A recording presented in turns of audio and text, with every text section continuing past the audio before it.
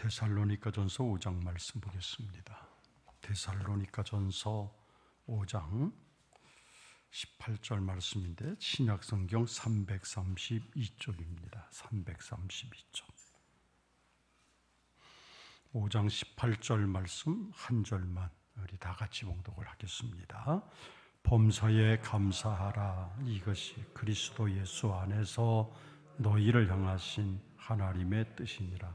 우리 다시 한번 범사에 감사하라. 이것이 그리스도 예수 안에서 너희를 향하신 하나님의 뜻이니라. 아멘. 다시 한번 기도하겠습니다. 전능하신 하나님, 오늘 우리를 이렇게 거룩한 제단 앞으로 발걸음을 인도하셔서 우리의 신앙의 고백을 드리고 우리 마음의 정성을 드리고 내 시간을 온전히 쪼개 드리는 거룩한 제사를 드리게 하심을 감사를 드립니다. 아버지, 이 가운데 강림하소서 우리 마음속에 임하여 주옵소서. 주님을 만나는 예배되게 하시고 주의 나라가 내 마음속에 충만히 임하는 거룩함이 있는 충만한 예배되게 하옵소서. 종을 붙잡아 주사 오늘도 주의 말씀만 대언하는 도구로만 쓰시옵시고 우리 마음을 성령의 도가니로 온전케 하여 주옵소서. 예수님 이름으로 기도 올리옵나이다. 아멘.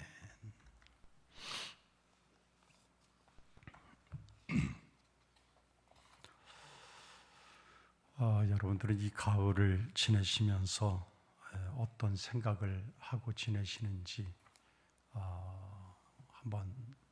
같이 한번 생각했으면 좋겠습니다. 어떤 분들은 가을이 되니까 피부가 거칠어지기 시작한다고, 이제 피부가 터서 어떻게 하나, 그런 걱정하는 분들도 있습니다.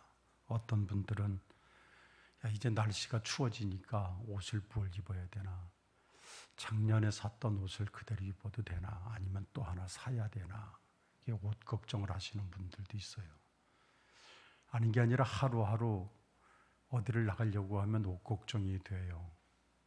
엊그저께만 해도 저 땀이 비오듯 했는데 이 가면 갈수록 점점 움츠러지면서 추워지기 시작하니까 또 패딩을 입고 나가면 남들이 욕할 것 같고 또 그냥 나가면 또 추울 것 같고, 참 요즘은 그런 것 같지 않아요. 그래서 어떤 분들은 내가 무슨 옷을 입어야 하나 아주 그 걱정을 안고 사는 분들도 있습니다.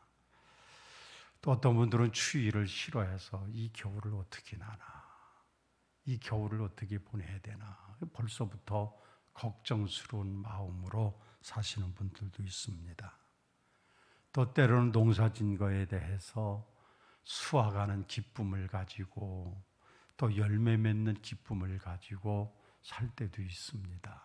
그래서 참 이 가을철을 맞이하면서 우리는 참 다양한 생각을 가지고 살아가는 것 같습니다. 그런데 우리 예수 믿는 그리스도인들이 이 가을에 특별히 느끼고 가져야 할 마음이 어떤 마음이냐? 저는 우리 그리스도인들이 가지고 있어야 할 마음이 어떤 마음일까? 저는 감사라고 생각을 해요. 감사. 굳이 1년 4계절 동안에 감사가 없는 달이 없지요. 감사 안 할 수가 없어요. 봄이면 봄이 돼서 감사하지요.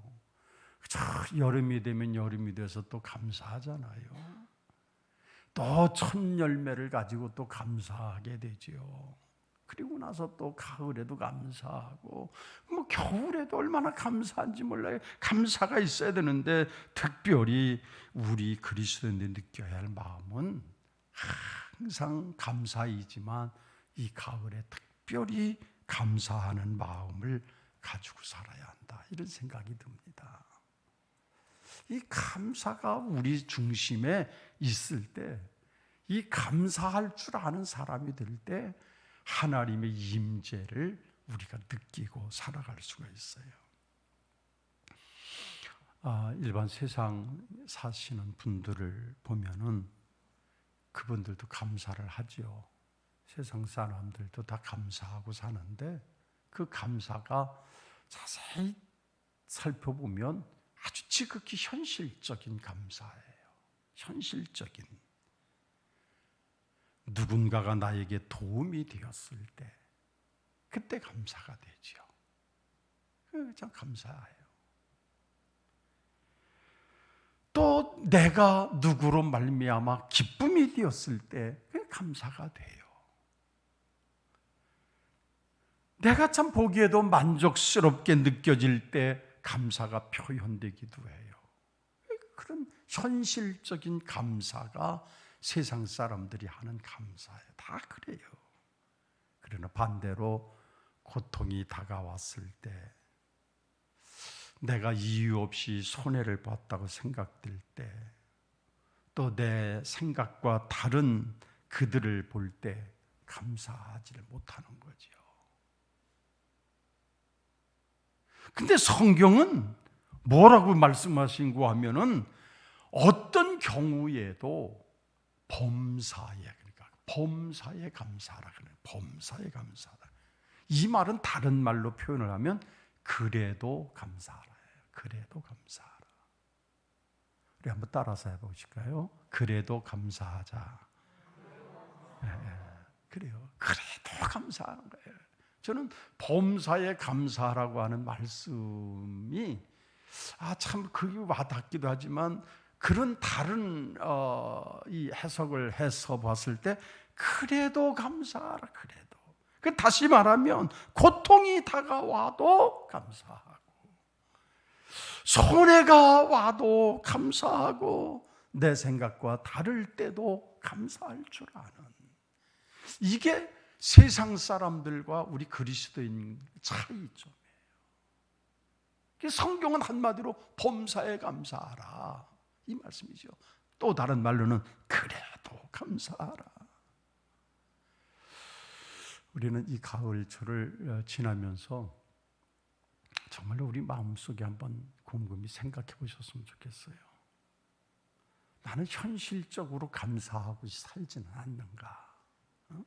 현실적으로 감사하고 있지는 않는가? 정말로 나에게 도움이 되었을 때, 나를 기쁘게 했을 때, 정말로 보기에 만족스러워졌을 때, 이때만 주여 감사합니다 찾는 감사의 사람이 된 걸 착각하고 있는데, 그게 아니라 그래도 감사할 줄 아는가? 그래도. 그게 우리에게 던져지는 질문이에요. 그래도 감사하니? 전 그 아주 옛날 이야기입니다만은, 제가 학교 다닐 때 시내버스를 타고 학교를 다니는데 맨 뒷자리에 학생들이 주로 앉는데, 그 맨 뒷자리에 어느 아주머니 한 분이 같이 타게 됐습니다. 그러더니 옆에 있는 학생들을 다 붙들고, 학생 예수 믿는가? 아니요. 또 예, 저 교회 다녀요. 서로 학생들의 반응이 다 다르잖아요. 근데 그 학생들에게 붙들고 전도를 하는 거예요. 학생 예수 믿어야 해. 근데 이 아주머니의 얼굴은 창백하고 그야말로 전도할 만한 형편이 아닌 것 같아요. 그러면서 이야기를 하면서 그런 얘기를 합니다. 내가 지금 암에 걸려서, 그 옛날 말에도 암 걸리면 100% 죽는다고 할 때예요. 내가 암에 걸려서 이제 죽음을 눈앞에 두고 있는데, 내가 지금까지 살아오면서 내게 있어서 가장 귀중한 것이 뭐냐? 예수 믿는 것 같아. 학생도 예수 믿어. 나는 암 걸려서 이제 언제 죽을지를 모르지만 학생 꼭 예수 믿어. 그러면서 아침에 그 학생들이 그냥 시내버스에 가득한데 거기 앉아서 학생들 하나하나에게 감사한 전도를 하면서, 나 그러면서 그런 얘기 지금도 기억 속에 있어요. 나는 그래도 예수 믿는 게 너무 감사하고 나는 너무 행복해. 학생들도 예수 꼭 믿어. 그러면서 그 아주머니가 내리는 그 모습이 지금도 좀 기억 속에 생생하게 있습니다. 여러분, 저는 늘 살면서 제가 목회를 한 목사로서 늘 그 물음이 제게 다가올 때가 많아요. 그래도 또 감사할 수 있겠니? 라는 거예요. 그래도 또 감사할 수 있어. 내가 정말로 힘들고 어렵고 때로는 병들고 고통스러워도 그래도 감사할 수 있겠느냐고 물으시는 것을 저는 느낄 수가 있습니다.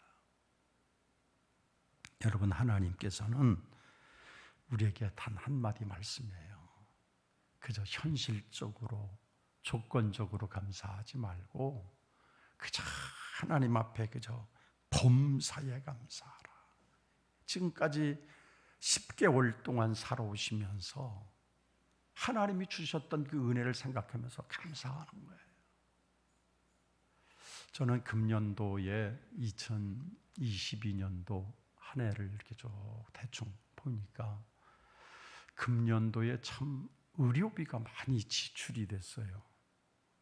물론 보험을 들기도 했고 또 보험을 혜택을 못 받는 것도 있고 했지만 근 1년 동안에 우리 두 식구가 이 병원비에 병원에 갖다 준 돈이 근 2천만 원 정도 가까이 되는 것 같아요. 저도 허리 때문에 시술을 2번 했죠. 병원 1년 내내 다니면서 고생을 했죠. 우리 집 사람도 또 눈이 안 보인다고 그래서 그랬죠. 수시로 그냥 또 뭐 아프다고 그러죠. 이 병원 저 병원 다니죠. 그러다 보니까 1년 동안에 의료비 지출된 것이 한 2천만 원 정도 가까이 된 것 같아요. 야, 이렇게 살았구나. 그러면서도 참 제 마음속에는 때로는 그 아픔이 있고 막 그랬을 때 고통스러웠지만은 하나님이 늘 저에게 묻는 물음이 너 그래도 감사할 수 있느냐 물으시는 것 같아. 그래도 감사할 수 있느냐? 그래도 감사할 수 있느냐? 그게 감사한 거죠. 오늘 주님께서는 고난과 시련이 포함된 어떤 고난과 시련이 포함된 그런 삶 속에서 범사에 감사할 것을 가르쳐 주시고 있습니다. 고통과 시련은 새로운 보석을 낳는 교훈을 주시고 있습니다. 여러분, 이 지상에서 가장 비싸다고 하는 보석이 다이아몬드잖아요. 이 다이아몬드가 그렇게 어떤 보석과도 비교되지 않을 만큼 값을 지니고 있는 보석인데 그 이유가 뭔가요? 굉장히 높은 고열과 높은 압력 속에서 탄생하는 보석이 다이아몬드라는 거예요. 그래서 다른 지형보다도 굉장히 높은 고열과 그리고 고압력 속에서 거기서 태어나는 보석이 다이아몬드이기 때문에 그것이 그렇게 값이 있다는 거예요. 그런데 여러분 보십시오. 오늘 우리는 고통과 시련이 나를 더 값지게 만들고 고통과 시련이 나로 하여금 소망 있게 만들고 고통과 시련이 나를 더 연단하여 더 비교할 수 없는 값된 인간으로 만들어냄에도 불구하고 우리는 좌절하고 낙심하고 불평, 불만할 때가 참 많아요. 그렇잖아요. 오늘 우리들에게 있어서 참 정말로 하나님이 주신 시련과 그리고 고난 이 속에서 우리는 하나님 앞에 그래도 감사하는 자가 되라고 오늘 가르쳐 주시고 있어요. 여러분 1년 살아오시면서 여러분들이 1년 살아오시면서 얼마나 힘드셨습니까? 얼마나 많은 시련 겪으셨습니까? 특별히 전반기에는 코로나 때문에 가정마다 너무너무 걱정스러운 일이 많고 고통도 있었고 이게 끝이 날 수 있으려나 정말로 희망보다는 절망이 많이 있었습니다. 그런데 하나님께서는 그 시련과 고통 속에서 하나님 그냥 그대로 지나치시는 것이 아니라 오늘 저와 여러분들 모두에게 고난과 시련 속에서 위대한 다이아몬드처럼 빛나게 되는 하나님의 영광을 보게 하시는 은총이 있게 될 줄로 믿습니다. 여러분, 바람을 잘 이용하면 연을 띄울 수 있잖아요. 우리가 풍력발전소를 만들 수도 있습니다. 이 바람이 그렇게 나쁜 것만은 아니에요. 고난과 시련의 바람을 이용하기만 하면 그 속에 새로운 창조의 역사들이, 하나님의 역사들이 거기에서 막 나오기 시작하는 거예요. 여러분들 잘 아시죠? 우리 문명을 몇 세기 앞당겨 놓았다고 평가하는 에디슨이라고 하는 발명가가 있습니다. 그 에디슨이라고 하는 사람은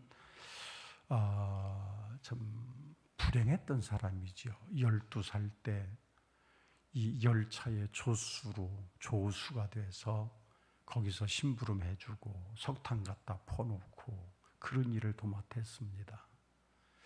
짬짬이 시간을 내서 그 열차 칸 속에서 실험도 해보고, 어떻게 하면, 호기심이 많았던 12살 소년이었기 때문에 하다가 그 약품이 거기다 몇 가지를 쟁겨놨는데 그것 때문에 열차가 흔들리는 바람에 그게 떨어지고, 그래서 같이 섞이면서 열차에 불이 나버렸어요.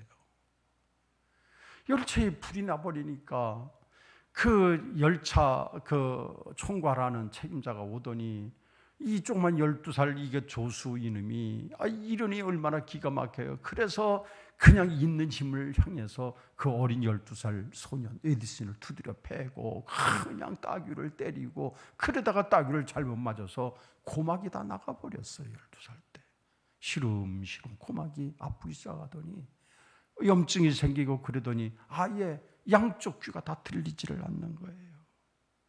얼마나 고막이 터져서 전혀 들리지 않는 가운데도 그가 열심히 실험을 해서, 그래서 여러분 우리가 알다시피 그거 어때요? 축음기도 만들어내고 일반 이 전기불도 만들어내고 참 많은 것들을 그가 발명을 했습니다. 훗날에 많은 사람들이 어떻게 이렇게 그 귀가 먹어서 전혀 들리지 않는 상황 속에서 이런 것들을 만들 생각을 했습니까? 그랬더니 그가 한 얘기가 참 유명한 얘기예요. 천만에요. 전 오히려 다행스럽고 참 감사했습니다. 내 귀 먹은 것이 오히려 참 감사했다는 거예요. 내가 귀가 먹어서 정말로 아무것도 세상 소리를 듣지 못하는 가운데 나는 조용히 집중해서 더 많은 발명을 할 수 있었으니까요. 그러더라는 거죠. 여러분, 그렇습니다. 힘든 연단이라도 그것을 통해서 보다 좋은 것을 이룰 수 있는 사람이 범사에 감사하는 거예요. 범사에. 내 몸에 맞고 내 마음에 드는 것만 가지고 감사하는 사람은 그 이상 듣기가 어려워요. 그래서 우리가 1년 동안 살아오면서 힘든 일들도 많고, 1년 동안 살아오면서 참 기억하고 싶지 않은 일을 만날 수도 있습니다. 슬픔을 만날 수도 있었을 거예요.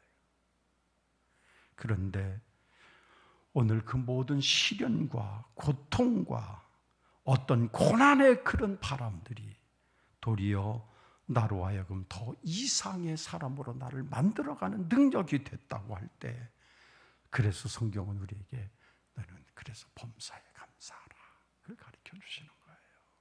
범사에 감사하라.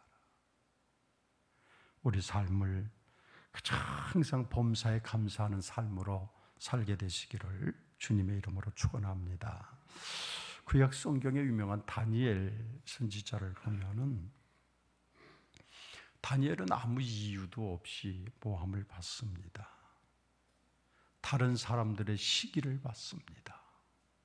왕의 총애를 받고 있는 다니엘을 못마땅하는 사람들이 많이 있습니다. 그래서 다니엘을 제거하려고 하는 음모를 진행해서 결국은 기도하는 사람, 왕위에 기도하는 사람은 무조건 잡아서 사자굴에 넣기로 금령을 공포하기로 되지 않았습니까? 그럼에도 불구하고 다니엘은 하던 대로 똑같이 기도합니다. 똑같이 그래도 하나님을 향해서 감사합니다. 언제나 다니엘은 조금도 흔들리지 않았습니다. 그랬더니 다니엘을 사자굴에 집어던지는 형편에까지 처해져 있었지만은 조금도 겁먹지 않고 담대하게 하나님 앞에 감사하는, 그래서 다니엘은 조금도 흔들리지 않고 하나님을 향해서 감사했다고 그랬습니다. 그 시련 가운데 다니엘의 믿음은 그래도 하나님 앞에 감사한 거예요. 죽음 앞에서 이제 불과 몇 분 후, 아니 몇 초 후에 그 사자떼가 내게 대들어서 내 살을 찢고 나를 먹이 삼아서 나를 죽일지라도 그래도 하나님 앞에 감사했다. 이 다니엘서에 주시는 말씀이 거기에 있습니다. 다니엘은 그렇게 기도한 거예요. 오늘 하나님 앞에 그래도 감사하는 사람, 그래도 감사가 사라지지 않는 사람을 하나님은 기억하고 계신 줄 믿으셔서 우리 모두가 다 범사에 감사하는, 고난과 시련 앞에서도 범사에 감사하는 은혜로운 백성들이 되시기를 주님의 이름으로 축원합니다. 두 번째로는 감사하는 언어를 가지고 사용할 때 하나님께서 우리에게 함께 하시는 것을 느낄 수가 있습니다. 감사하는 언어, 감사의 말이 얼마나 중요한지 모릅니다. 일상에서 그 언어학자들이 그런 얘기를 해요. 일상에서 남자들이 하는 말이 25,000마디의 말을 한대요. 거의 대부분 평균을 내보니까 한 25,000마디의 말을 남자가 하고, 여성들의 경우에는 좀 더 많아서 한 3만 마디의 말을 보통 평균적으로 한다고 그럽니다. 그래서 참 많은 말을 뱉으며 살지요. 많은 말을 합니다. 그래서 이 언어 철학에서는 인간은 언어를 통해서 생각하고 사고한다는 거예요. 그래서 내가 지금 뱉어나는 말이 얼마나 내 인생을 좌우하고 있는지 그렇게 중요하다고 가르쳐주고 있습니다.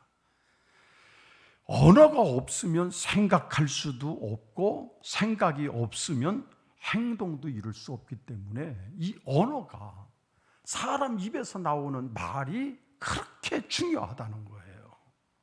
그러니까 우리나라의 속담에도 여러분 그런 말이 있잖아요. 말이 씨가 된다고 하는 말이 있어요. 말이 참 중요해요. 그 말 한마디가 참 얼마나 중요한지 몰라요. 제가 처음 목회를 할 때 제가 처음 부임하는 교회가 그 목사님이 계셨었는데 아주 중환자시였어요. 그 옛날엔 병원도 안 가시고 그냥 집에서 운명을 하시게 됐어요. 이제 제가 거기 후임으로 들어가서 전도사 때니까, 그래서 그 목사님 장례를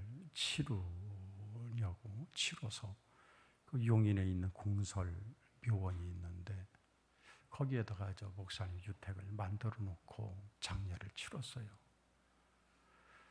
근데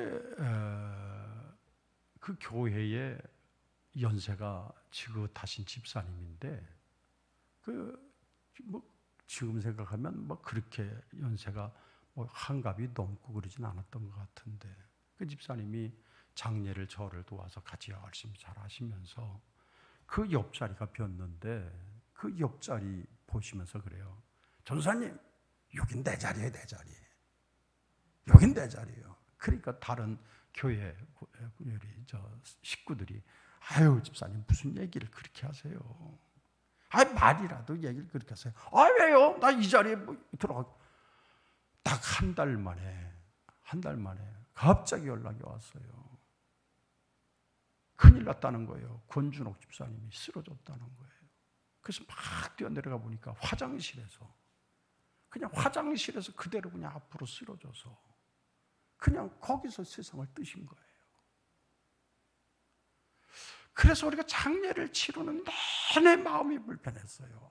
말이 씨가 된다 그러더니 이 정말로 말이 이렇게 중요한가 보다.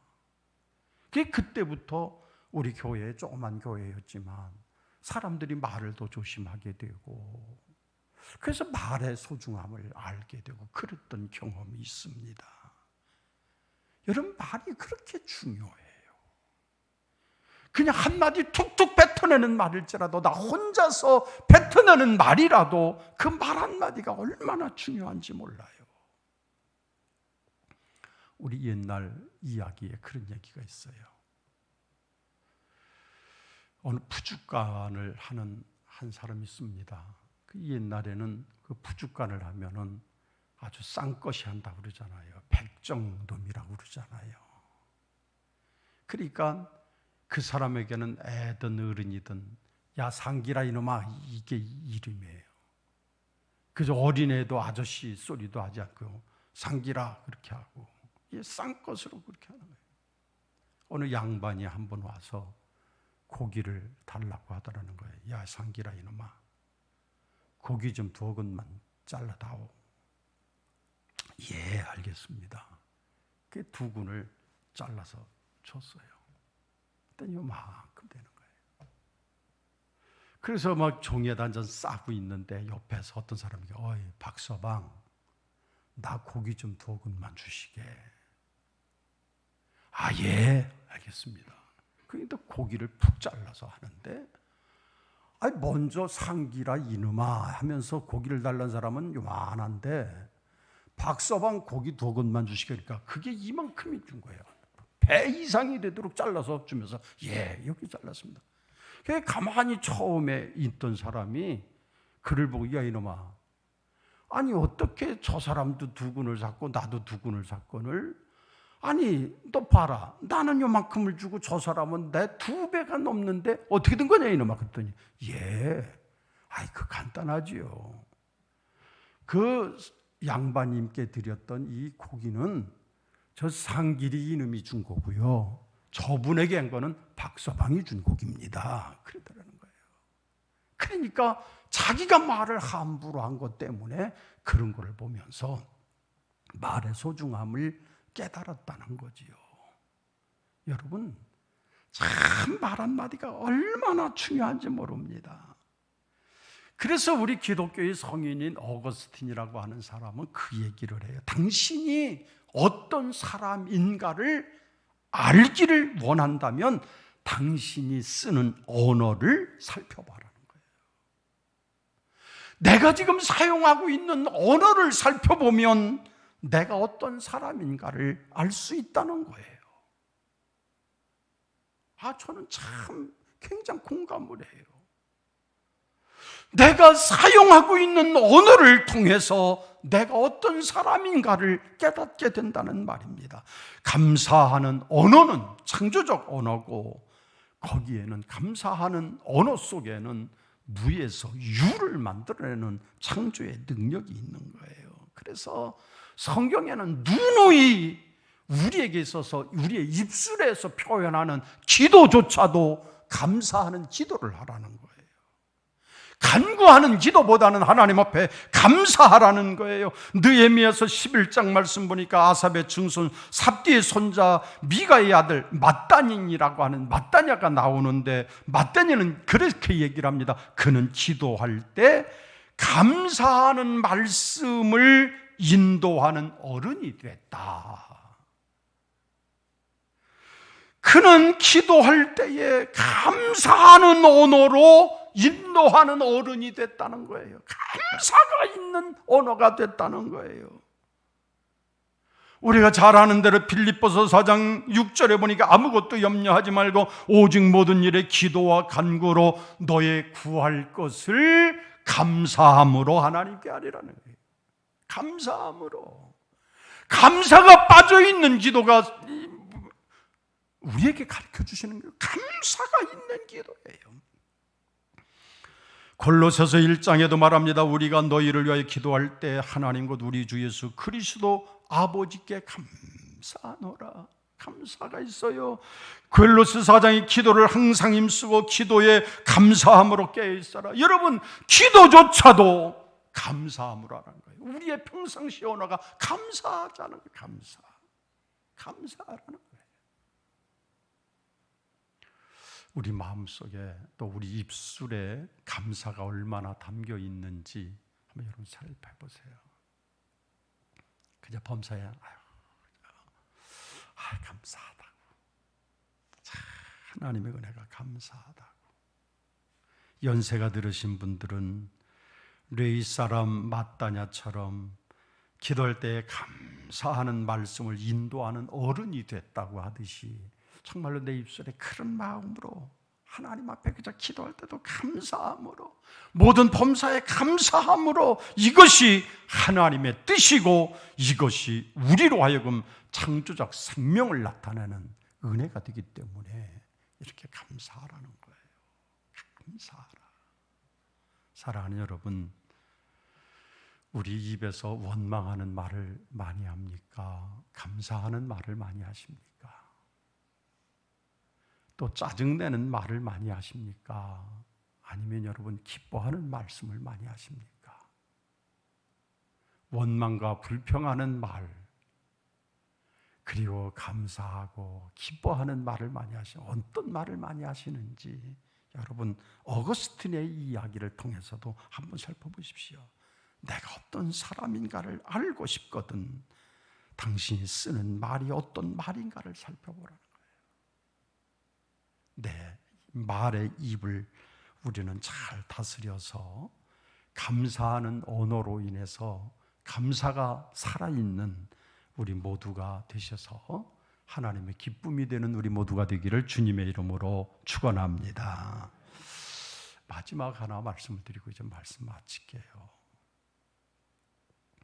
범사에 감사하는 것, 이건 하나님의 뜻입니다. 여러분, 그리스도 바깥에서는 범사에 감사하기가 어려워요. 예수 안 믿는 분들, 여러분 범사에 감사하기가 어렵습니다. 왜? 하나님의 뜻이 거기에 없기 때문에 그래요. 오늘 우리는 수없이 무거운 짐을 지고 살아갑니다. 잘 보면 하나님께서 주신 은총인 말도 못해요. 마태복음 11장 보니까 수고하고 무거운 짐진 자들아 다 내게로 오라, 내가 너희를 쉬게 하리라. 말씀, 유명한 말씀이잖아요. 수고하고 무거운 짐진 자들한테 내게로 오라는 거예요. 주님께서 다 내게로 오라는 거예요. 범사에 감사하지 못할 이유가 아무것도 없는 거예요. 수고하고 무거운 짐을 지고 힘겹게 살아가는 너희들이여 내게 오라는 거예요. 내가 너희를 쉬게 하리라. 주님이 초청해 주시는 그 말씀을 통해서 우리는 감사하지 않을 이유가 조금도 없어요. 조금도 없어요. 우리는 범사에 감사하는 것이 하나님의 뜻이다 기억할 수 있어야 합니다. 일본의 유명한 신학자인 우찌무라 간조라고 하는 신학자가 있는데 참 짧은 말이지만 참 우리 심금을 울리는 그런 말이 있는데요. 그가 그런 얘기를 해요. 만일 하나님께서 인간을 저주하실 때 질병으로 저주하시느냐? 아니다는 거예요. 실패, 배신을 통해서 죽음으로 사람을 저주하시느냐? 아니라는 거예요. 인간에게 최고의 저주는, 인간이 느끼는 최고의 저주는 감사하는 마음이 생기지 않게 하는 것이라는 거죠.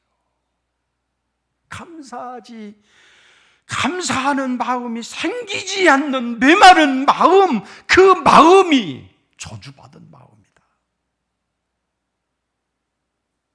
그러고 보면 우리는 어쩌면 감사할 일이 참 많아요. 감사하지 않을 이유가 하나도 없어요. 그런데도 우리가 하나님 앞에 감사하지 못하는 것, 이것은 우리에게 엄청난 영적인 질병인 거예요. 그래서 우리에게 말씀은 그렇게 한다는 말이죠. 우리 요한 예술래 목사님도 그런 얘기를 합니다. 감사는 성숙한 인생에 남겨놓는 표적이다 그랬어요. 성숙한 사람이 남겨놓는 표적이 감사라는 거예요. 오늘 현실을 뛰어넘는 감사, 그리고 앞을 향해서 나가면서 하는 감사, 여기에 우리의 앞장서 나가는 에너지가 있고 소망이 있음을 우리에게 가르쳐 주시는 겁니다. 원망하며 사는 사람은 미래가 없어요. 과거에만 붙잡혀 사는 거예요. 과거에만 얽매여 있는 거예요. 우리는 감사하는 자가 돼야 돼요. 이 가을에 여러분 어떤 마음으로 사시겠습니까? 감사한 마음. 그죠? 날씨를 보아도 감사하고 들판을 보아도 감사하고 다 감사한 거예요. 다 감사한 거예요. 자, 감사가 우리 마음속에 정말로 불듯 일어나서 무엇을 봐도 감사. 그리고 처음에 말씀드린 그것처럼 정말로 범사에 감사하는데 그래도 감사하는 자, 그래도 아무리 세상이 그럴지라도 그래도 나는 감사하리라. 이런 고백을 안고 사시는 우리 모든 성도들 다 되시기를 주님의 이름으로 축원합니다. 기도합시다. 하나님, 오늘 나무의 단풍들이 황금색으로 얼룩져 있듯이 우리의 신앙 삶에도 우리 마음속에도 감사로 물들어 있는 마음으로 바뀌어지기를 원합니다. 주님, 우리 마음을 기억하셔서 원망은 내게서 떠나가게 하시고 불평도 떠나가게 하시고 원망도 떠나가게 하시고 오직 감사만 내 마음속에 있어서 그래도 감사하는 마음으로 물들어지게 하옵소서. 예수님 이름으로 기도 올리옵나이다. 아멘.